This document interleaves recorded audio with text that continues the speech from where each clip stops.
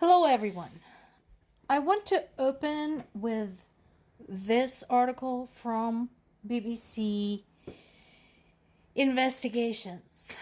And I have shared pieces like this in the past from Ukrainian sources. So I wanted to share one from the British source to show that Ukrainian intelligence is not the only one that is aware of something like this happening. So, what is this about? This is about yet another campaign perpetrated by somebody from Russia to trick foreign men to fight in Russia's invasion of Ukraine. This particular article talks about a Syrian man who was a construction worker, and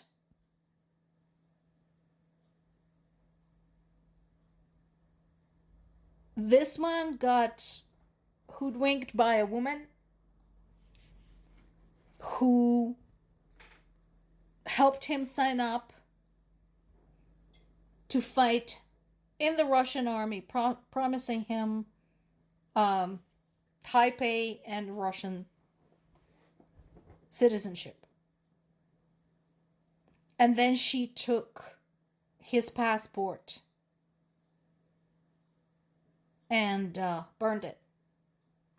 So this man basically got stuck.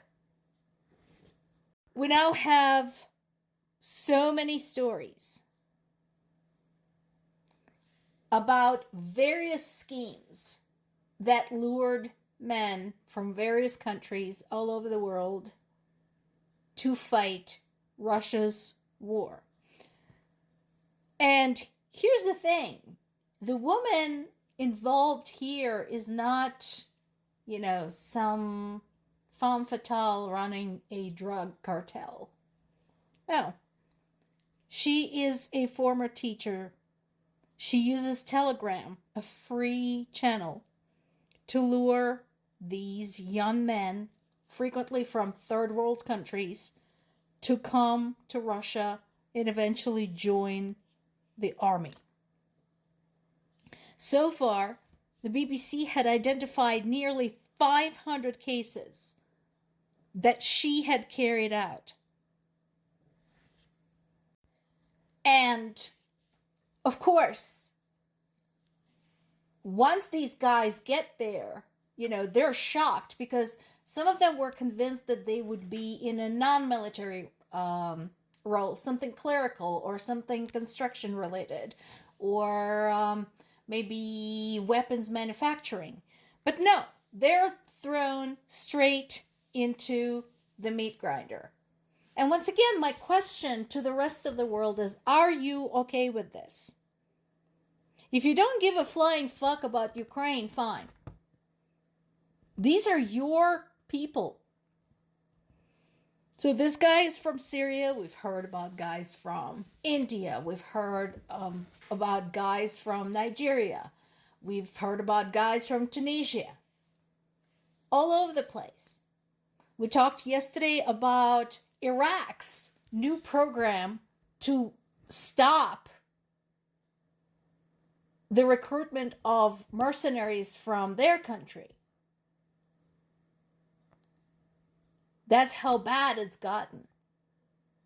And here's another thing. So, those who were smart managed to cross over to the other side and surrender. And this is how we are managing to get some of these stories, how we managed to piece together this information and what is happening.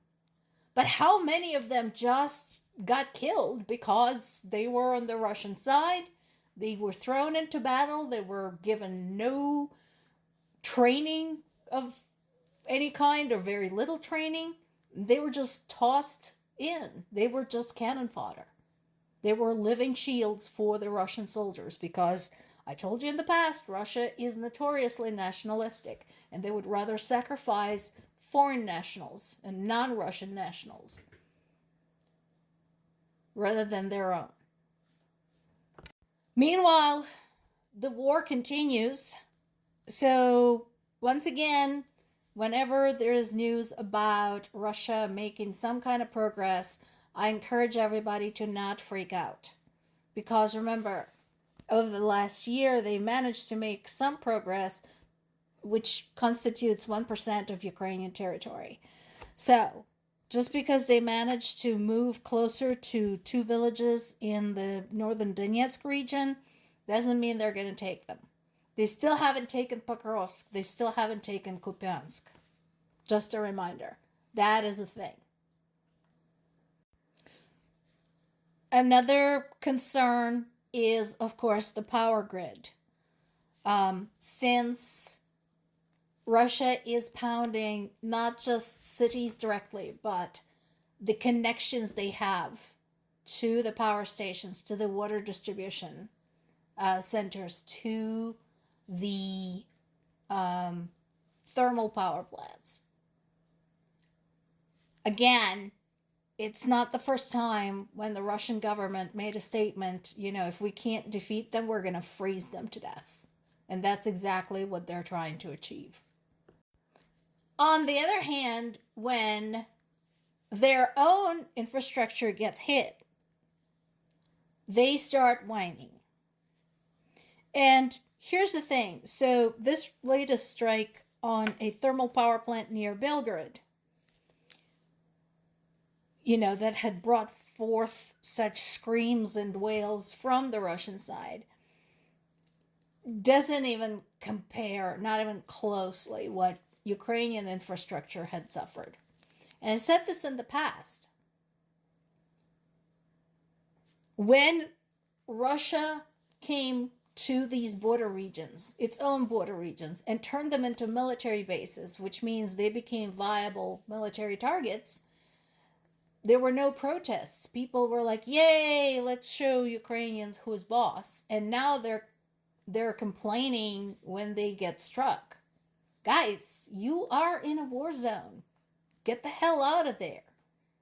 If you want heat and electricity, or tell your government you are tired of being a military zone. It's probably not going to do anything because your government doesn't give a shit, but you could try. Once again, the hunt for Russia's shadow fleet continues. There's been another strike against 3 oil tankers. These are Greek managed and they are part of Russia's shadow fleet. They tried to load crude oil at a terminal on Russia's coast near Novorossiysk. So we all know why they were there. And going back to our conversation that the best drone or the best missile is the one that never gets a chance to be launched. Ukraine had struck one of key Russian drone factories in Taganrog. This is in the Rostov region. So apparently there were a series of loud explosions, which is to be expected since, again, there were going to be explosives stored there. Remember, I told you, some of the drones do not carry explosives. They're like intelligence gathering drones, and some of them do. They are attack drones. And so, very likely, some explosives were stored on site near the manufacturing area, and now that is gone. So, that is very good news indeed. Is it going to stop Russia from continuing to attack Ukraine? No. But that is a bunch of drones that is not going to get manufactured at that point anytime soon.